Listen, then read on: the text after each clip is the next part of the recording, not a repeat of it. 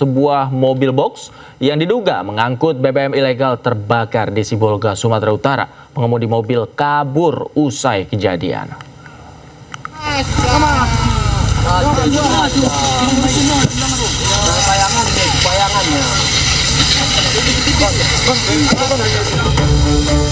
Kebakaran mobil box yang diduga mengangkut BBM ilegal terjadi di Jalan Sudirman, Sibolga, Sumatera Utara. Kebakaran sempat membuat kepanikan warga karena kobaran api yang cukup besar. Kebakaran diduga akibat korsleting pada bagian kelistrikan mobil yang kemudian menyambar tumpukan drum berisi BBM di dalam mobil tersebut. Petugas Damkar Sibolga yang turun ke lokasi langsung berupaya memadamkan api agar tak merambat ke bangunan tempat pembuangan sampah yang tak jauh dari lokasi mobil terbakar. Tidak ada korban jiwa ataupun luka dalam kebakaran ini, sementara pengemudi mobil langsung kabur usai kejadian. Polisi kini masih melakukan penyelidikan kasus mobil box yang diduga mengangkut BBM bersubsidi ini. Kita ke informasi lain, pemirsa. Kuasa hukum Nadiem Makarim membantah grup WhatsApp Mas Menteri digunakan untuk proyek pengadaan laptop berbasis Chromebook. Bertolak belakang dengan pernyataan Kejaksaan Agung yang sebut grup dibuat sebelum Nadiem menjadi menteri dan membahas program digitalisasi di Kemendikbud.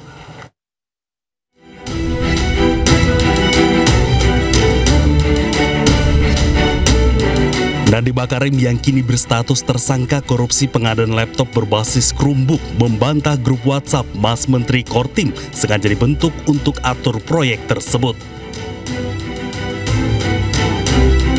Melalui kuasa hukum, Nadiem menjelaskan grup WhatsApp tersebut dibentuk untuk menjalankan program menteri sesuai instruksi Presiden Joko Widodo, bukan untuk memuluskan proyek pengadaan barang.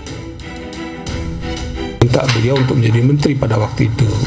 Nah, atas dasar itulah maka Pak Nadiem mengumpulkan ya orang-orang yang expert di bidang itu ya untuk ini sekedar untuk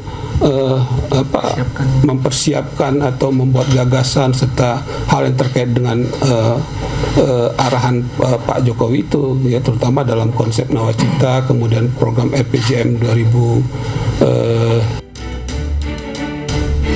Keterangan pengacara Nadiem ini bertolak belakang dengan temuan Kejaksaan Agung yang sebut grup WhatsApp Mas Menteri Kortim sudah dibentuk sejak tahun 2019 oleh Juristan, Nadiem Makarim, dan Fiona Handayani untuk membahas rencana program digitalisasi pendidikan.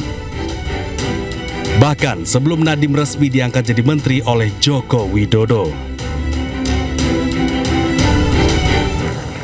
Pemirsa, sidang pra-peradilan sejumlah aktivis di Pengadilan Negeri Jakarta Selatan ricuh. Protes terjadi karena majelis hakim menolak seluruh permohonan yang diajukan para aktivis.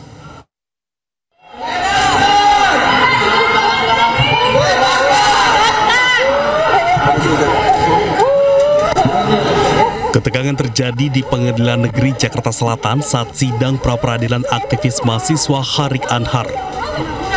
Peristiwa ini terjadi setelah Hakim Tunggal Sulistianto Rohmat menolak 2 gugatan pra-peradilan yang diajukan Horik.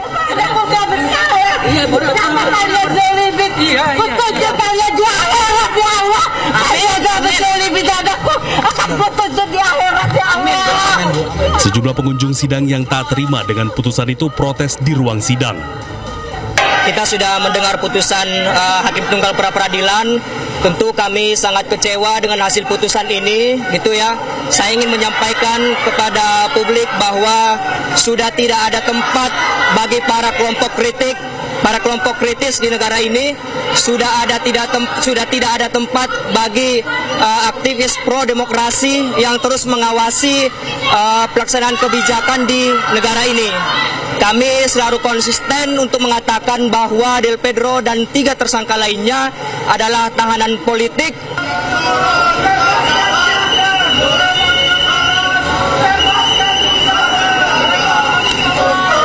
Situasi juga memanas saat pengunjung membentangkan poster tuntutan pembebasan Horik dan aktivis lainnya.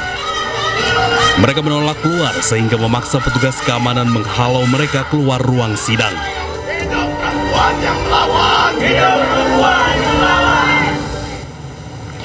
Majelis Hakim menolak permohonan pra-peradilan Direktur Eksekutif Lokataru Del Pedro Marhain. Hakim menyatakan bahwa penetapan tersangka sudah sesuai dengan prosedur.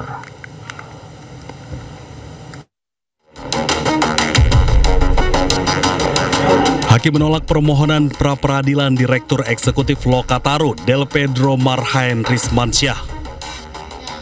Hakim menyatakan bahwa penetapan sebagai tersangka dan penggeledahan terhadap Del Pedro oleh Polda Metro Jaya sudah sesuai prosedur yang berlaku. Sementara menurut kuasa hukum Del Pedro, penolakan pra-peradilan ini mengecewakan karena menurutnya penangkapan Del Pedro tidak berdasarkan 2 alat bukti. Soal pertimbangan hukumnya, Majelis Hakim hanya mempertimbangkan soal bagaimana penyidik memperoleh 2 alat bukti. Namun di dalam permohonan kami sudah jelas kami sampaikan bahwa Del Pedro tidak pernah diperiksa sebagai saksi atau calon tersangka sebagaimana yang sudah disebutkan dalam putusan Mahkamah Konstitusi nomor 21 tahun 2014. Di situ jelas disebutkan bahwa selain penyidik mendapatkan 2 alat bukti, penyidik juga harus memeriksa saksi yang akan ditetapkan sebagai tersangka. Di situ jelas penyebutannya dan. Artinya kalau penyebutannya menggunakan dan, dua-duanya harus digunakan. Dengan ditolaknya pra-peradilan tersebut, maka kasus dugaan penghasutan aksi demonstrasi dengan tersangka Del Pedro tetap dilanjutkan. Dari Jakarta, Tim Liputan Ayus melaporkan. Sidang perdana kasus kematian anggota TNI Prada Luki Saputra Namo di Kupang NTT beragendakan mendengarkan keterangan terdakwa serta 6 saksi. Ibu Prada Luki Saputra Namo sempat histeris karena tak kuasa menahan amarah. Bosong bunda, anak bosong harus pecah. Bosong tak pecah.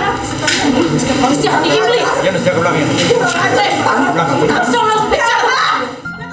Sambil memeluk foto anaknya, Ibu Prada Luki Saputra Namo, Sepriana Paulina Mirpe, sempat histeris karena tak kuasa menahan amarah saat hendak dipanggil masuk ruang sidang untuk mengambil sumpah bersama para saksi lainnya.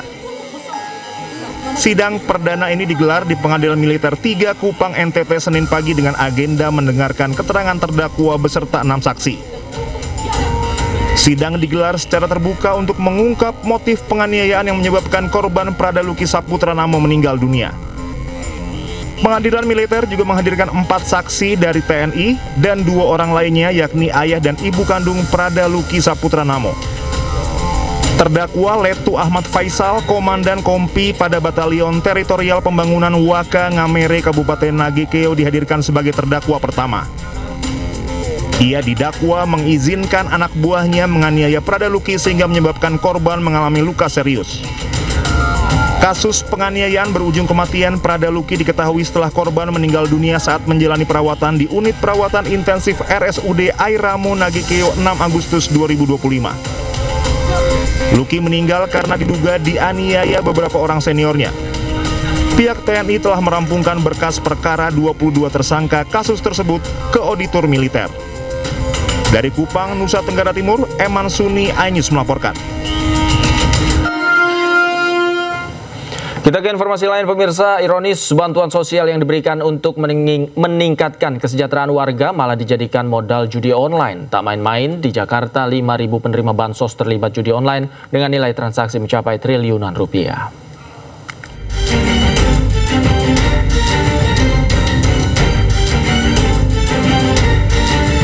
Pemberian bansos sejatinya untuk menanggulangi kemiskinan dan membantu memenuhi kebutuhan sehari-hari. Namun sayangnya, banyak yang menyalahgunakan bansos dari pemerintah untuk judi online. Di Jakarta sendiri, ada 602.000 warga Jakarta yang terlibat judi online. 5.000 diantaranya tercatat sebagai penerima bansos. Nilai transaksinya mencapai 3,12 triliun rupiah. Pemerintah Provinsi Jakarta pun akan mencabut penerima bansos yang terlibat judi online. Nah, ini 5.000 diantaranya diduga penerima bansos. Sedih Pak saya. Terpaksa kita cabut ini. Kita ngeluarin anggaran untuk subsidi bansos buat KJP, KJMU, BPJS. Digunakan, memang nggak semua. Yang kita keluarkan itu misalnya ke KJP 700.000, KJMU 600.000, tapi masih ada sekitar 15.000. Akhirnya uang kita ini, uang bansos ini larinya ke judi online. Nah ini prihatin kita. Sementara itu, PPATK juga mencatat jumlah pemain judi online di tahun 2025 mencapai 8,8 juta orang. 71,6% pemain judi online berpenghasilan di bawah 5 juta rupiah.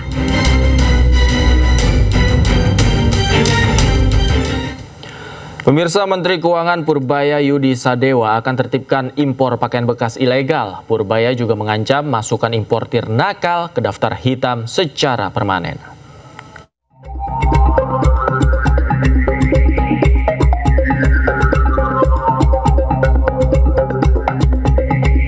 Kementerian Keuangan akan mengeluarkan aturan baru untuk menutup celah kebijakan terkait impor pakaian bekas ilegal. Purbaya mengaku aturan terbaru tersebut akan dikeluarkan dalam waktu dekat untuk mendorong pembenahan impor dan mendukung industri dalam negeri. Purbaya pun memastikan akan menindak tegas segala bentuk pelanggaran kebijakan impor yang akan segera diperbarui demi menekan masuknya barang ilegal. Disebut balapres itu kan, itu akan dilarang, dan saya pernah bilang kan, tanya ke orang Bea Cukai apa hukumannya hanya ditaruh di mereka, barangnya dimusnahkan terus orangnya dipenjara. Saya bilang saya rugi, cuma udah ngeluarin uang buat musnahin barang terus masih makan orang lagi. Jadi nanti barangnya dimusnahkan, orangnya denda, dipenjara juga, dan akan di blacklist. Sementara itu, Gubernur Jakarta Pramono Anung mendukung langkah pemerintah. Menurut Pramono, praktik jual beli barang bekas itu merugikan. Pramono juga berjanji Pemprov Jakarta akan memberi pendampingan kepada para pedagang yang terdampak. Saya sudah meminta pendampingan dari UMKM dan dinas terkait lainnya untuk melakukan pelatihan kepada para pedagang. Jangan kemudian kalau thrifting ini nggak ada yang diuntungkan. Jadi apa yang menjadi larangan, apa yang menjadi nanti kalau memang ada operasi, malah pemerintah Jakarta akan memberikan pendampingan kepada pemerintah pusat untuk melakukan pembersihan terhadap thrifting. Rencana pembenahan impor muncul setelah Menteri Keuangan memantau langsung sistem impor-ekspor CISA yang dimiliki Bea Cukai pada pekan lalu.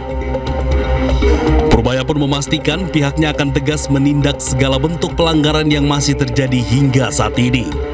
Dari Jakarta, Raharjo Patmo, Rizky Solahuddin, iNews melaporkan. Di tengah rencana larangan impor pakaian bekas ilegal, kawasan Pasar Senen sentra baju impor bekas masih ramai pembeli. Suasana Pasar Senen, salah satu kawasan penjualan baju impor bekas di Jakarta, masih ramai. Meski demikian, sejumlah pembeli dan pedagang pakaian bekas mengaku kecewa dengan rencana larangan impor pakaian bekas ilegal. Pembeli khawatir larangan tersebut akan membuat harga pakaian makin mahal, serta membatasi pilihan masyarakat kelas menengah ke bawah. Sementara pedagang berharap pemerintah batalkan larangan dan memberikan solusi.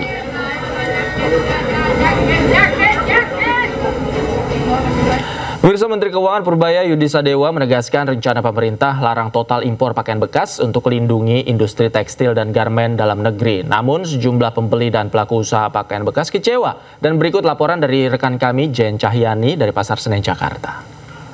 Pemirsa, Menteri Keuangan Purbaya Yudi Sadewa mengumumkan kebijakan tegas mengenai larangan impor pakaian bekas. Dan kebijakan ini bertujuan untuk menekan peredaran barang ilegal sekaligus memperkuat industri tekstil dan UMKM dalam negeri. Nah, saat ini sekarang saya berada di Pasar Jaya Senin, tempat di mana atau lokasi di mana masyarakat memburu untuk membeli pakaian bekas atau yang biasa disebut dengan thrifting. Nah, ini kalau aktivitas yang ada di sini memang dari para pedagang masih aktif berjualan pakaian bekas atau thrifting, dan juga masih banyak sekali diburu oleh masyarakat yang ingin membeli baju-baju bekas atau baju-baju second yang terkenal dengan harganya yang murah. Respon dari pedagang maupun juga pembeli memang cukup keberatan kalau harus digantikan barang yang semula barang impor atau baju bekas impor kalau digantikan dengan baju bekas dari lokal, dari dalam negeri, ini mereka keberatan. Kalau dari sisi pedagang, ini mereka menyampaikan kalau barang impor ini lebih murah, kemudian kualitasnya juga lebih bagus. Sementara kalau dari sisi para pembeli mengaku mereka keberatan kalau akan digantikan barangnya dengan baju-baju dari dalam negeri, karena nanti modelnya akan berbeda, jenisnya akan berbeda, tidak menutup kemungkinan juga harganya akan berbeda, lebih mahal. Sementara itu dari Jakarta, Jen Cahyani bersama juru kamera Aris Setiawan, iNews melaporkan. Pemirsa, Menteri Keuangan Purbaya Yudi Sadewa balas kritik yang dilontarkan mantan Kepala Kantor Komunikasi Kepresidenan Hasan Nasbi. Purbaya mengklaim berhasil kembalikan kepercayaan publik melalui gaya koboynya. Mantan Kepala Kantor Komunikasi Kepresidenan Hasan Nasbi mengkritik gaya komunikasi Menteri Keuangan Purbaya Yudi Sadewa. Hasan mengatakan, gaya komunikasi Purbaya yang sering menyenggol sesama pejabat pemerintah lain bisa melemahkan soliditas pemerintah. Ia juga menilai sesama pejabat publik tak boleh saling baku tikam di ruang publik, apalagi dengan komunikasi koboi yang kerap dilakukan oleh Purbaya. Ini kalau kita bicara dalam konteks pemerintah ya, sesama anggota kabinet, sesama pemerintah nggak bisa kalau menurut saya baku tikam terus-menerus di depan umum. Karena itu akan melemahkan pemerintah.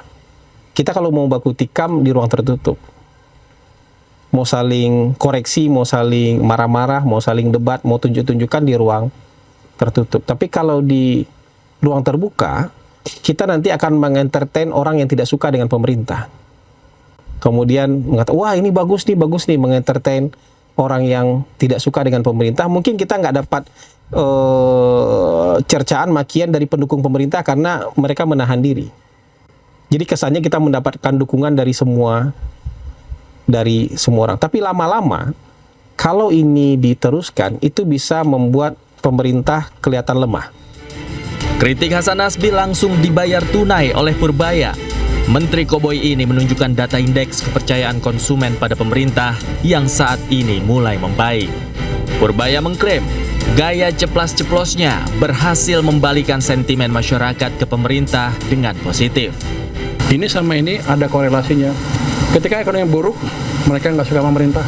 Makanya banyak yang besar-besaran. Tapi ketika mulai balik, mereka juga senang ke pemerintah. Jadi sepertinya saya koboi, tapi yang saya lakukan adalah mengembalikan kepercayaan masyarakat ke pemerintah.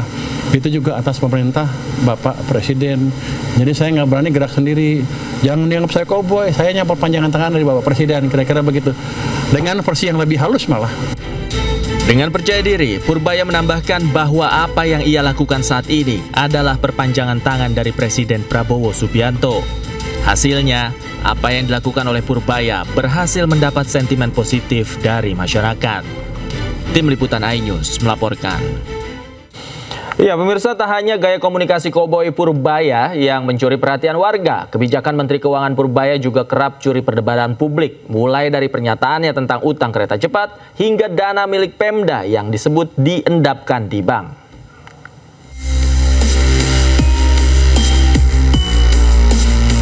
Gaya koboi Purbaya Yudi Sadewa kerap membuat gerah. Terakhir, pernyataannya tentang dana Pemda yang mengendap di bank berhasil mencuri perhatian Gubernur Jawa Barat Deddy Mulyadi. Bahkan, Gubernur Jawa Barat meminta Badan Pemeriksa Keuangan untuk memeriksa kas pemerintah Provinsi Jawa Barat.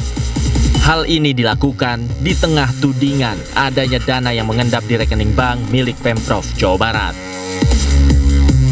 Tak hanya itu, bahkan Purbaya ogah membayar utang kereta cepat Wus yang jumlahnya hingga 116 triliun rupiah. Purbaya dengan enteng melempar tanggung jawab pembayaran utang tersebut kepada Danantara. Sikap Menteri Koboi ini pun membuat Danantara putar otak untuk membayar utang proyek kereta cepat Jakarta-Bandung. Tak hanya kebijakan Menteri Keuangan Purbaya yang jadi sorotan, gaya sang Menteri Koboi juga berhasil mencuri perhatian publik. Terakhir, Menteri Koboi ini pamer jaket baru berlogo 8% yang menyimbolkan target pertumbuhan ekonomi 8%. Seluruh aksi Purbaya selalu ia lengkapi dengan acungan jempol. Aksi ini pun diartikan oleh masyarakat sebagai simbol optimisme ala koboi khas Purbaya. Tim Liputan iNews melaporkan.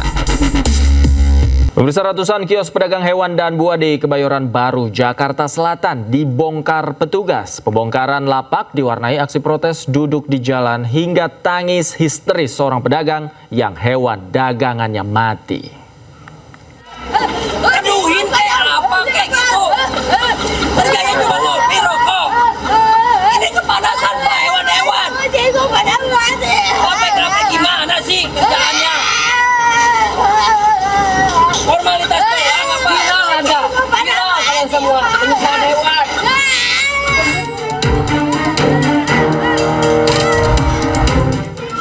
Pemerintah Kota Jakarta Selatan mulai membongkar lapak pedagang Pasar Barito di Kebayoran Baru Senin pagi.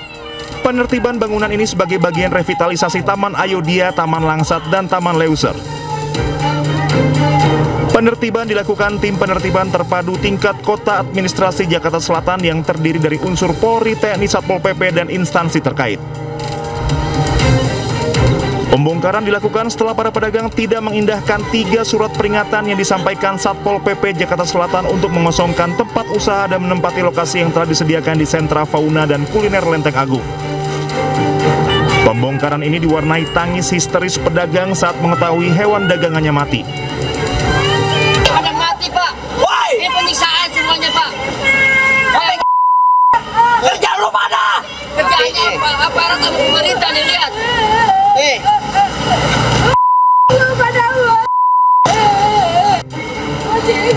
Sementara para pedagang lainnya melakukan protes dengan duduk di jalan raya.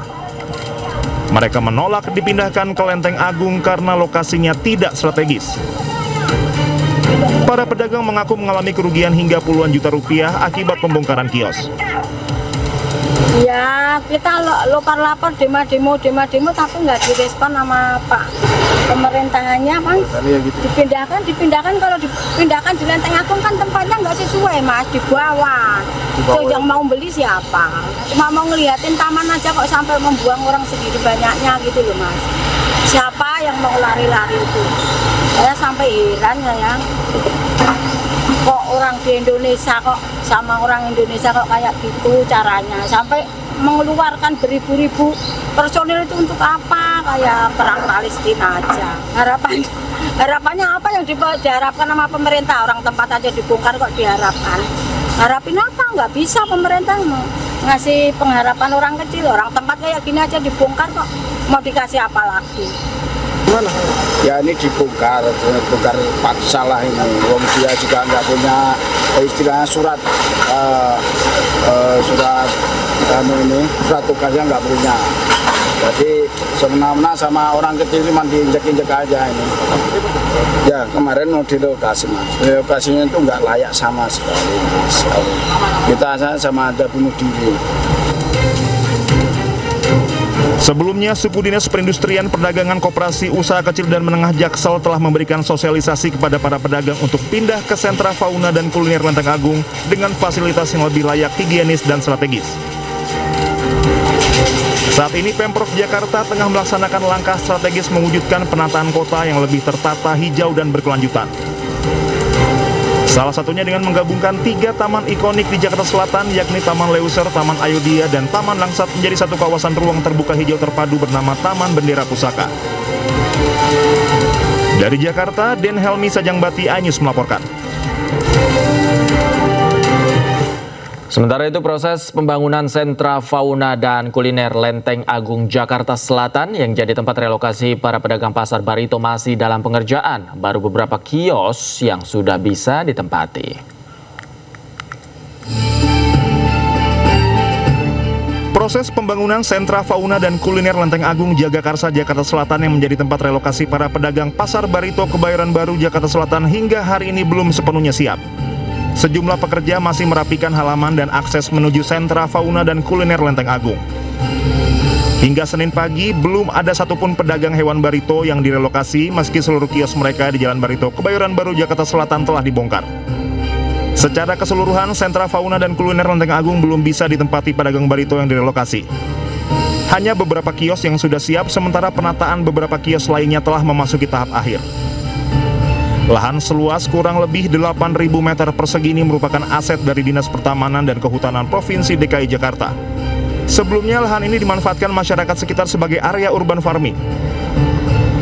Proses pembangunan ini sendiri mulai dilakukan Pemkot Jakarta Selatan sejak awal Agustus lalu.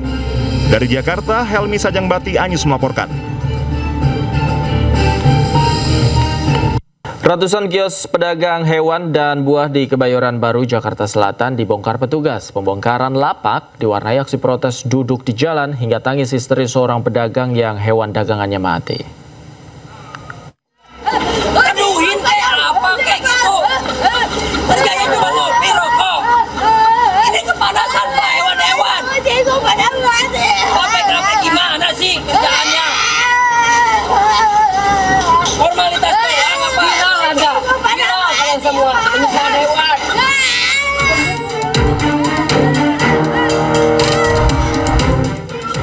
Pemerintah Kota Jakarta Selatan mulai membongkar lapak pedagang Pasar Barito di Kebayoran Baru Senin pagi. Penertiban bangunan ini sebagai bagian revitalisasi Taman Ayodhya, Taman Langsat, dan Taman Leuser. Penertiban dilakukan tim penertiban terpadu tingkat Kota Administrasi Jakarta Selatan yang terdiri dari unsur Polri, TNI, Satpol PP, dan instansi terkait. Pembongkaran dilakukan setelah para pedagang tidak mengindahkan 3 surat peringatan yang disampaikan Satpol PP Jakarta Selatan untuk mengosongkan tempat usaha dan menempati lokasi yang telah disediakan di Sentra Fauna dan Kuliner Lenteng Agung. Pembongkaran ini diwarnai tangis histeris pedagang saat mengetahui hewan dagangannya mati. Ada mati, Pak. Dan pemirsa, untuk mengetahui informasi selengkapnya kami telah terhubung dengan jurnalis iNews Indra Setiabudi di kawasan Pasar Barito, Jakarta Selatan. Selamat malam, Indra. Seperti apa situasi pasca pembongkaran di Pasar Barito hari ini? Baik, selamat malam Davi dan juga pemirsa, dan menginformasikan untuk situasi terkini di jalan sepanjang Jalan Barito 1, Kebayoran Baru, Jakarta Selatan, yang mana memang biasanya masyarakat melakukan atau kegiatan melintasi kawasan ini tidak asing lagi dengan ratusan para kios yang di samping kiri saja ini, sejumlah ratusan para pedagang yang menjual berbagai macam hewan peliharaan maupun juga makanan hewan dan juga buah-buahan. Yang mana pada per hari ini pemerintah Jakarta Selatan melakukan kegiatan ataupun pembongkaran bagi semua kios yang berada di sepanjang jalur Barito 1 Kebayoran Baru, Jakarta Selatan. Yang pada dalam hal ini, dalam pembongkaran kali ini, pemerintah Jakarta Selatan dibantu dengan 3 eskavator dengan ratusan personel guna untuk mempercepat proses pembongkaran ratusan kios pedagang di sepanjang trotoar di Jalan Barito 1 Kebayoran Baru, Jakarta Selatan. Dan kalau kita informasikan juga Davi dan juga pemirsa, malah langkah ini diambil oleh Pemprov Jakarta lantaran memang untuk pembangunan Taman Bendera Pusaka yang akan menggabungkan 3 taman, yakni Taman Langsat, Ayodhya, Leuser oleh pemerintah Provinsi Jakarta. Dan tadi proses pembongkaran ini berlangsung sejak pagi hingga sore hari tadi saja, yang mana pembongkaran ini diwarnai dengan isak tangis para pedagang, dan juga tidak hanya isak tangis saja, melainkan juga para pedagang sempat melakukan aksi duduk di tengah jalan guna untuk menghalau eskavator menghancurkan kios-kios yang berada di sepanjang jalur Barito 1 Jakarta Selatan ini, Davi. Dan kalau kita informasikan, Davi, bahwa memang nantinya para pedagang ini akan direlokasi ke memindahkan di Lenteng Agung, karena memang namun mereka menolak begitu dikarenakan memang lokasi yang ditempatkan oleh Pemprov Jakarta ini dinilai tidak strategis dengan apa yang mereka dagangkan, sehingga memang mereka mengeluhkan terkait tempat mengganti lokasi tempat saya melaporkan saat ini, Davi. Dan kalau kita bahas terkait kerugian, Davi, tadi kami juga sempat berbincang kepada para pedagang yang korban relokasi. Ini menyebutkan bahwa pihaknya mengaku dirugikan, mengalami kerugian maksud kami, hingga kisaran belasan juta sampai puluhan juta rupiah. Dan namun memang proses perjalanan pembongkaran ini tidak akhirnya berjalan dengan lancar, dan saat ini para masyarakat ataupun para pedagang ini masih melakukan mengambil sisa-sisa bahan-bahan ataupun puing-puing maupun besi-besi yang bisa dijual begitu. Dan memang tadi eskavator ataupun jalan ini sempit sekali, sehingga dari Kebayoran Baru menuju ke Blok M ini sempat ditutup, Davi. Namun sehingga sampai saat ini jalur dari Kebayoran Baru menuju Blok M ini sudah kembali dan berjalan dengan normal dengan semestinya. Kembali ke Anda, Davi. Baik, terima kasih Indra Setiabudi melaporkan langsung dari kawasan Pasar Barito, Jakarta Selatan. Selamat bertugas kembali. Kita ke informasi lain, pemirsa. Banjir menerjang sejumlah desa di Kabupaten Ketapang, Kalimantan Barat. 40 rumah warga terendam banjir dengan ketinggian air mencapai 90 cm.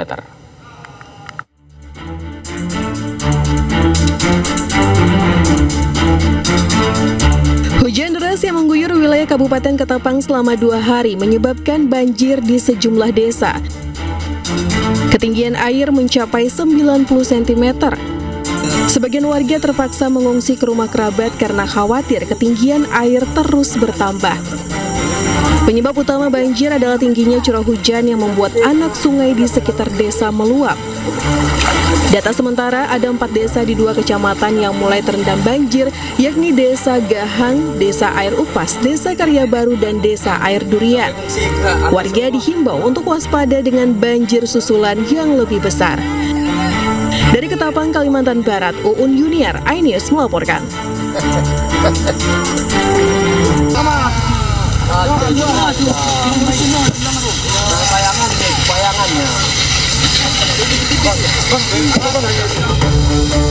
Kebakaran mobil box yang diduga mengangkut BBM ilegal terjadi di Jalan Sudirman, Sibolga, Sumatera Utara. Kebakaran sempat membuat kepanikan warga karena kobaran api yang cukup besar. Kebakaran diduga akibat korsleting pada bagian kelistrikan mobil yang kemudian menyambar tumpukan drum berisi BBM di dalam mobil tersebut. Petugas Damkar Sibolga yang turun ke lokasi langsung berupaya memadamkan api agar tak merambat ke bangunan tempat pembuangan sampah yang tak jauh dari lokasi mobil terbakar. Tidak ada korban jiwa ataupun luka dalam kebakaran ini, sementara pengemudi mobil langsung kabur usai kejadian. Polisi kini masih melakukan penyelidikan kasus mobil box yang diduga mengangkut BBM bersubsidi ini. Terdakwa pelaku kekerasan seksual di Rumah Sakit Hasan Sadikin, Bandung, Dr. Priguna dituntut 11 tahun penjara. Terdakwa perkara tindak pidana kekerasan seksual Dr. Priguna Nugra Pratama Senin pagi jalani sidang tuntutan di Pengadilan Negeri Bandung. Dengan alasan menghormati hak terdakwa, sidang digelar tertutup. Jaksa menuntut Priguna 11 tahun penjara dan denda 100 juta rupiah. Priguna juga diwajibkan membayar restitusi 137 juta lebih kepada 3 korban. Maret lalu, Dr. Priguna diduga melakukan kekerasan seksual terhadap 3 perempuan di Rumah Sakit Hasan Sadikin, Bandung. Kuasa hukum terdakwa mengatakan akan melakukan nota keberatan. Saya lihat dan saya dengar sekilas itu masih ada beberapa hal yang memang fakta di persidangan yang belum diurai oleh penuntut umum, sehingga kami nanti diberikan kesempatan pada saat nota pembelaan ini kami akan menyampaikan hal-hal tersebut ya di nota pembelaan, sehingga akhirnya kami berharap akan ada keputusan yang seadil-adilnya ya. Pemirsa, Presiden ke-7 Joko Widodo akhirnya angkat bicara soal polemik hutang jumbo kereta cepat WUS. Jokowi mengatakan beban utang akan semakin ringan seiring bertambahnya jumlah penumpang dan masa operasional kereta cepat WUS.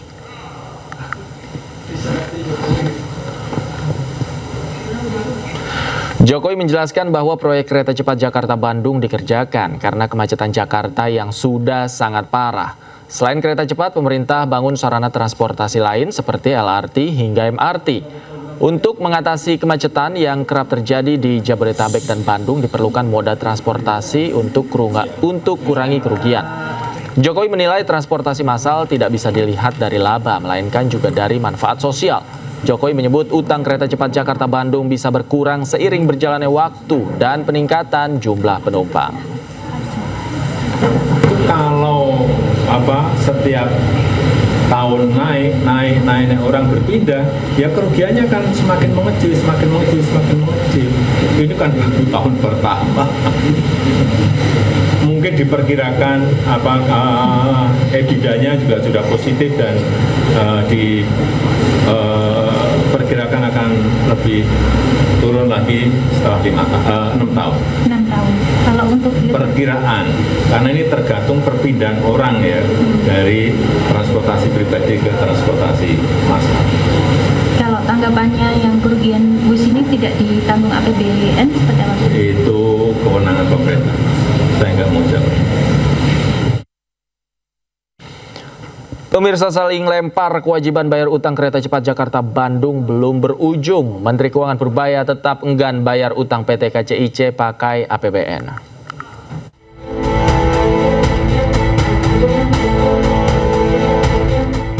Pasca beroperasi, proyek kereta cepat Jakarta-Bandung menyisakan utang dengan nilai fantastis mencapai 116 triliun rupiah. Utang ratusan triliun itu tak hanya menjadi beban bagi konsorsium BUMN yang terlibat, namun juga membuat pemerintah pusing tujuh keliling. Menteri Keuangan Purbaya Yudi Sadewa enggan membayar utang proyek kereta cepat menggunakan uang APBN. Menteri Koboi ini dengan tegas menilai kewajiban bayar utang harus diselesaikan oleh BPI dan Antara. Begini, bukan utangnya nggak dibayar, kan pemerintah apa?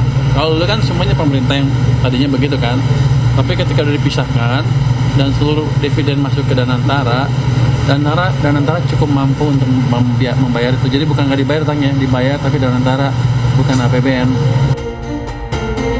Sikap Menteri Keuangan membuat Danantara mau tak mau harus membayar utang PT KCIC. Tak hanya utang, pemerintah dan otoritas terkait juga harus mengusut dugaan markup pada proyek ini yang membuat beban utang membengkak dan merugikan negara. Dari Jakarta, Tim Liputan iNews melaporkan. Pemirsa, rendahnya serapan anggaran di sejumlah daerah jadi perhatian khusus untuk roda perekonomian dalam skala lokal. Menteri Dalam Negeri Tito Karnavian mewanti-wanti para sekda untuk lebih bijak dalam menyerap anggaran untuk kepentingan masyarakat.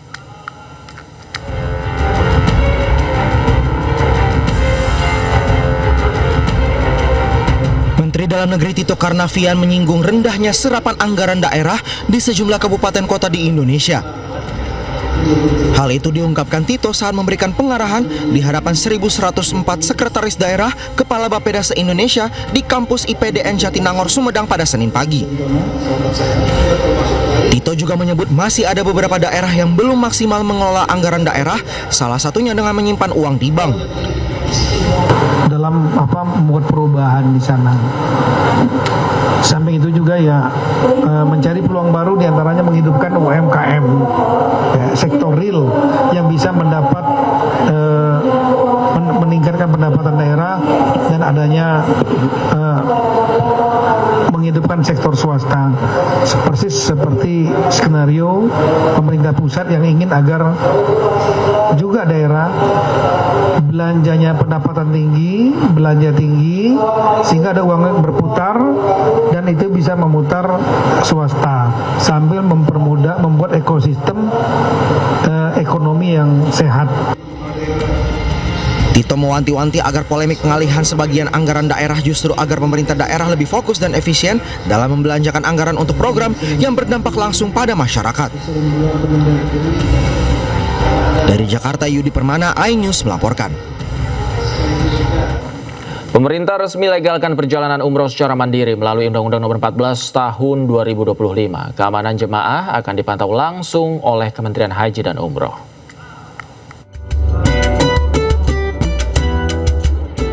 Pemerintah resmi memperbolehkan pelaksanaan ibadah umroh secara mandiri tanpa harus melalui Biro Perjalanan Umroh. Pemerintah pun pastikan keamanan umroh mandiri dengan mekanisme yang juga dipantau langsung oleh Kementerian Haji dan Umroh. Mereka harus juga terdaftar atau melaporkan atau melakukan pemesanan, misalnya hotel, kemudian layanan-layanan lainnya di Saudi Arabia melalui sistem nusuk yang terintegrasi antara Kementerian Haji Arab Saudi dengan Kementerian Haji Indonesia, sehingga kita bisa mendapat data yang benar terkait dengan jamaah umroh yang berangkat ke Saudi Arabia, dan kita bisa melakukan perlindungan terhadap jamaah-jamaah umroh tersebut. Meski demikian, umroh mandiri juga memiliki kelebihan dan kekurangan tersendiri bagi jemaah. Keuntungannya, jemaah bisa lebih berhemat karena biaya perjalanan lebih terjangkau. Tidak ada jadwal rutinitas terikat oleh rombongan.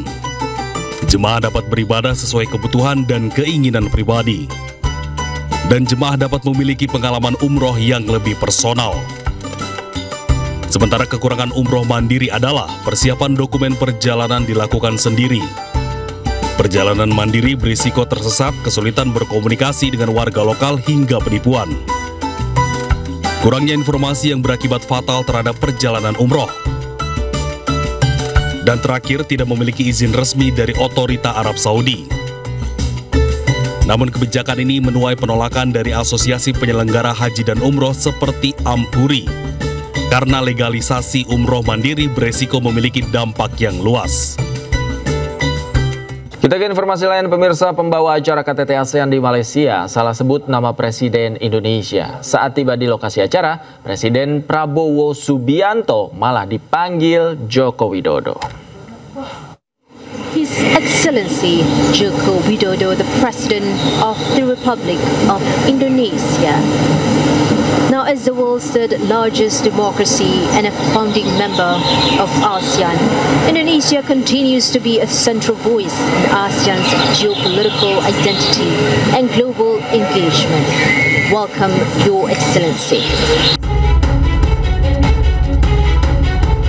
Pembawa acara KTT ASEAN ke-47 di Kuala Lumpur, Malaysia, salah ucap saat menyebut nama Presiden Republik Indonesia.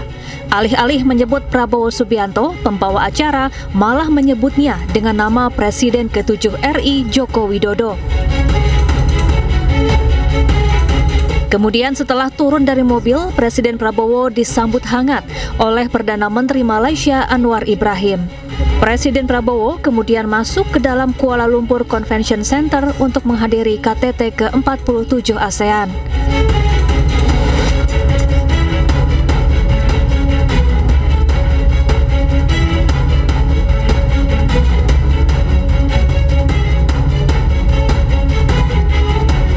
Sementara itu, Radio Television Malaysia atau RTM yang menyiarkan KTT ASEAN mengakui kesalahan yang terjadi. RTM menyampaikan permohonan maaf kepada Presiden dan masyarakat Indonesia.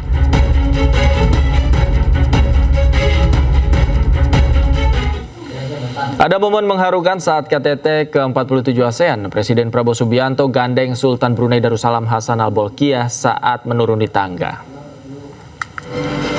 Momen Sultan Brunei Darussalam Hassan Al-Bolkiah digandeng Presiden Prabowo berlangsung setelah para pemimpin negara melakukan sesi foto bersama. Usai foto, Presiden Prabowo dengan sigap menggandeng tangan Sultan ke-29 Brunei untuk menuruni tangga. Sebelumnya, Sultan Hassan Al-Bolkiah yang kini berusia 79 tahun dilaporkan terjatuh saat hadiri acara perguruan tinggi di Brunei beberapa waktu yang lalu. KTT ASEAN ke-47 digelar di Kuala Lumpur Convention Center, Malaysia.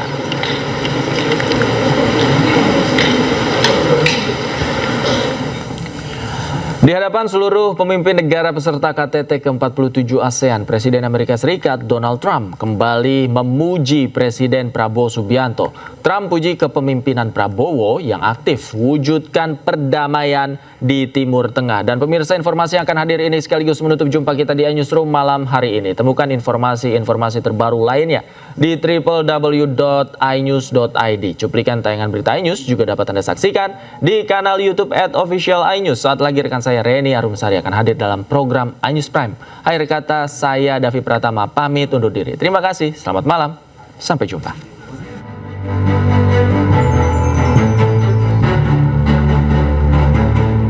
Indonesia continues to be a central voice in ASEAN's geopolitical identity and global engagement. Lagi-lagi Presiden Amerika Serikat Donald Trump memuji kepemimpinan Presiden RI Prabowo Subianto. Kali ini pujian Trump meluncur dalam momen KTT ke-47 ASEAN di Kuala Lumpur, Malaysia. Trump menyebut Prabowo ikut aktif dalam mewujudkan perdamaian di Timur Tengah, termasuk menyelamatkan jutaan nyawa di Gaza, Palestina. Trump juga berterima kasih kepada Indonesia, Malaysia, dan Brunei Darussalam. Prime Minister Anwar, I want to thank Malaysia, Brunei as well as my friend.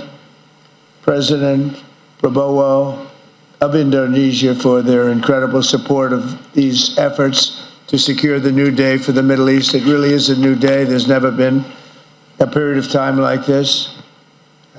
The Middle East will have peace after 3,000 years. This is a very strong peace. It's going to be an everlasting peace.